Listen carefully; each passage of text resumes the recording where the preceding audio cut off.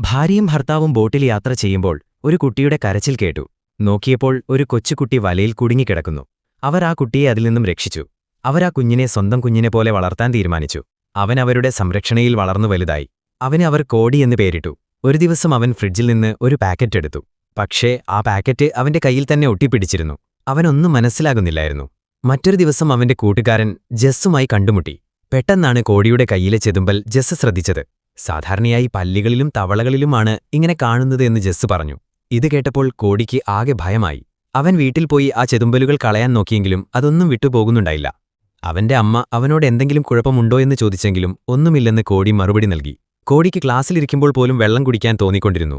Class തീർന്നപ്പോഴേക്കും അവൻ പൈപ്പിൽ നിന്ന് വെള്ളം കുടിച്ചു. അസാധാരണമായ കോടിയുടെ പെരുമാറ്റം മറ്റു കുട്ടികളും ശ്രദ്ധിക്കുന്നുണ്ടായിരുന്നു. ബോട്ടിലിൽ നിന്ന് വെള്ളം കുടിക്കാൻ നോക്കിയപ്പോഴും ആ ബോട്ടിൽ അവന്റെ കയ്യിൽ ഒട്ടിപ്പിടിച്ചിരുന്നു. അത് റിമൂവ് ചെയ്യാൻ അവൻ കുറേ കഷ്ടപ്പെട്ടു. ഒരു ദിവസം അവൻ മുകളിലെ സീലിംഗിൽ അള്ളിപ്പിടിച്ചു നിന്നു, സ്പൈഡർമാനെപ്പോലെ. ഇത് കണ്ട് അവന്റെ പാരന്റ്സ് വിചാരിച്ചു ഇവനെന്തോ അസുഖമുണ്ടെന്ന്. അവരൊരു ഡോക്ടറെ വിളിച്ചുവരുത്തി. കൗമാരപ്രായത്തിൽ ഇങ്ങനെയൊക്കെ പിള്ളേര് ചെയ്യാറുണ്ടെന്നായിരുന്നു ഡോക്ടർ അവനെ പരിശോധിച്ചിട്ട് പറഞ്ഞത്. കുറച്ചു നാളുകൾക്ക് ശേഷം അവന്റെ കൈകൾ പൂർണ്ണമായും ചെതുമ്പലുകളെക്കൊണ്ട് നിറഞ്ഞു.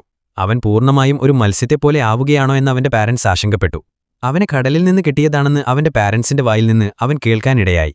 കോടി കടൽക്കരയിലിരിക്കുമ്പോൾ അവിടേക്കൊരു മത്സ്യകന്യക വന്നു. അവരുടെ മാന്ത്രിക ശക്തിയാൽ അവന്റെ കാലുകൾ മത്സ്യത്തെപ്പോലെ ആവാൻ തുടങ്ങി. ജസ്സ് ഓടിവന്ന് നോക്കിയപ്പോഴേക്കും അവൻ പൂർണ്ണമായും ഒരു മത്സ്യകന്യകനായി മാറിക്കൊണ്ടിരുന്നു.